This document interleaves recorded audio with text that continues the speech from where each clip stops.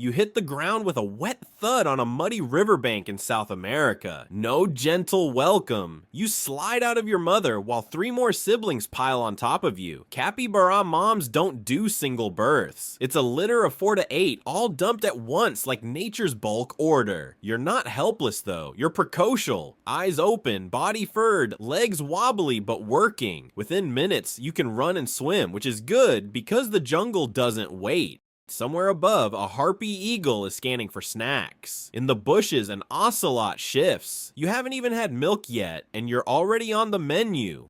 Mom, she's grazing. Luckily, capybaras live by the rule of communal parenting. Any female with milk will nurse you, whether you're hers or not. Aunts, cousins, neighbors, doesn't matter. You latch onto the first available teat and hope it's not taken. Survival is basically a milk lottery, but milk doesn't last long. Within a week, you're chewing grass, and within days of that, you're learning the darkest part of capybara life. You eat your own poop. Not as a dare, not for fun, because the grasses you live on are trash, too fibrous, too poor in nutrients. So you recycle it, you produce special soft pellets, still warm from the source, and you eat them straight from the ground. It's called coprophagy. Scientists say it's efficient. You say it's disgusting, but it's the only way to squeeze every calorie from your miserable diet. Breakfast is yesterday's dinner, twice. And then there are the teeth. 2 orange chisels in the top jaw, 2 in the bottom, forever growing. They never stop. If you don't grind them down, they'll curl and stab through your own skull. So you chew constantly. Grass, bark, whatever you can find. Chew or die. That's your motto now. This is your childhood. Milk if you're lucky, grass when you can, poop when you must, and endless chewing just to stop your teeth from killing you. By the time you're steady on your legs, you already know the rules. Stay with the herd, stay near water, and always be ready to run, because everything wants to eat you.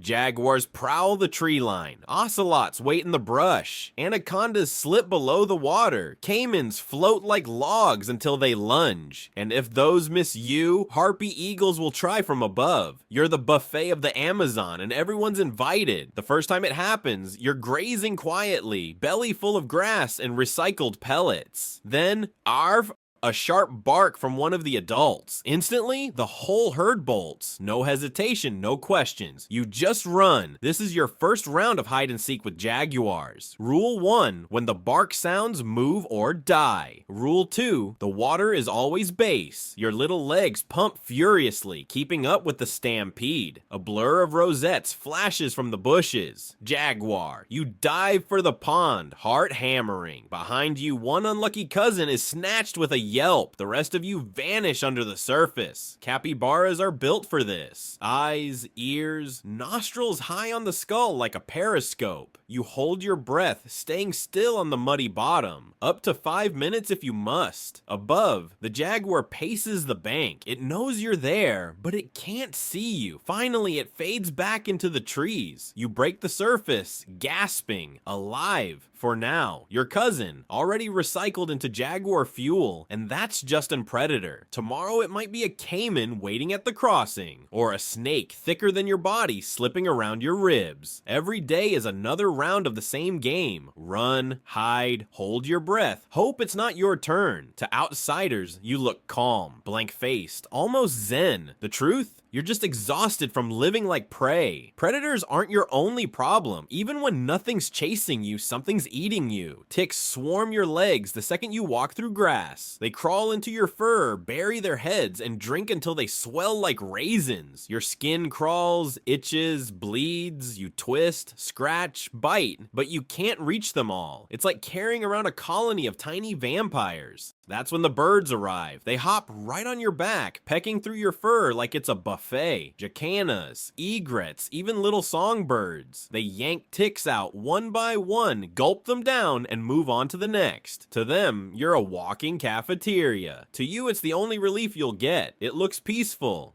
Hey everyone, quick update. I've started something new for the channel. With every video I post, I'll be releasing exclusive merch tied to it.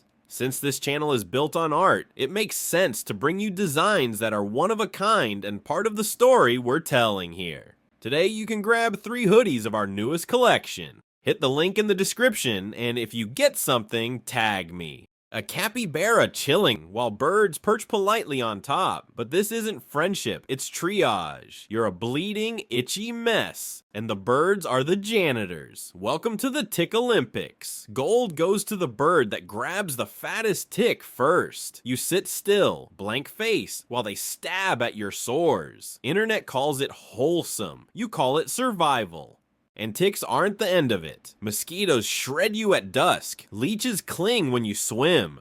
Worms coil inside your guts from all that swamp grazing. You never get a break. Even in sleep, the bugs keep feeding. So when people see your famous calm expression, what they don't realize is it's the face of someone too tired to scratch anymore. One afternoon, the jungle explodes with a sound you've never heard before. Crack, not thunder, a gunshot. The dominant male in your herd stumbles, blood soaking his fur. Panic erupts. You scatter into the reeds as more cracks split the air. Humans, they don't stalk or pounce, they kill from a distance. To them, you're food and leather.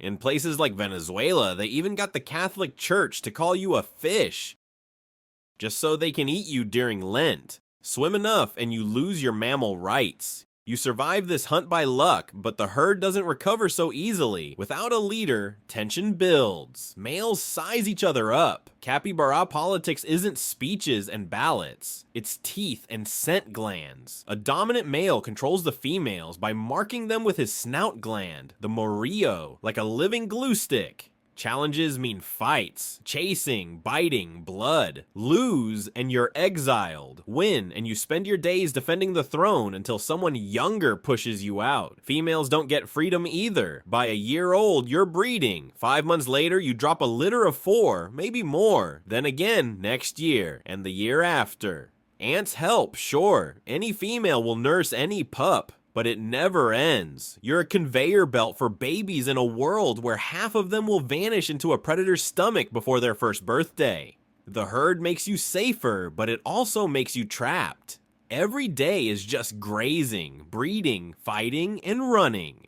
For an animal that looks so calm, life is pure work. One evening you find something stranger than a jaguar, a road, a black river carved through your home, roaring with metal beasts on wheels. The grass looks greener on the other side, so you and the herd try your luck. Cars stop, people film. A dozen capybaras waddle politely across the white stripes like you own the place. Online, it looks adorable. A family using a crosswalk. In reality, it's Russian roulette. In Sao Paulo alone, hundreds of capybaras are flattened by cars every year. One wrong step and you're a 70-kilo speed bump. And if the cars don't get you, humans might decide you'd look cute in their backyard. Some capture capybaras as pets, stick them in pools, and parade them on TikTok. To them, you're exotic.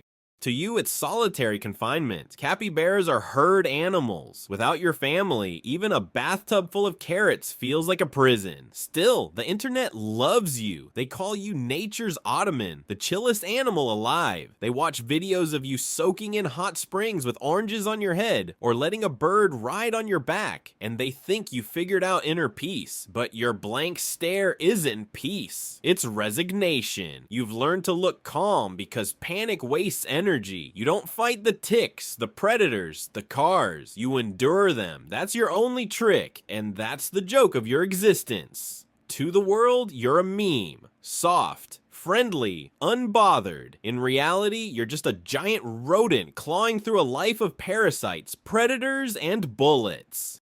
You don't look zen because life is easy. You look zen because life is hard and you've run out of other expressions. So why does it suck to be born as a capybara? Because you've earned the title of chill the same way steel earns strength, through endless stress, pressure, and fire. And tomorrow, when you wake up to ticks, teeth, and traffic all over again, you'll put on that same calm face the internet loves. Not because you want to, but because you have no choice.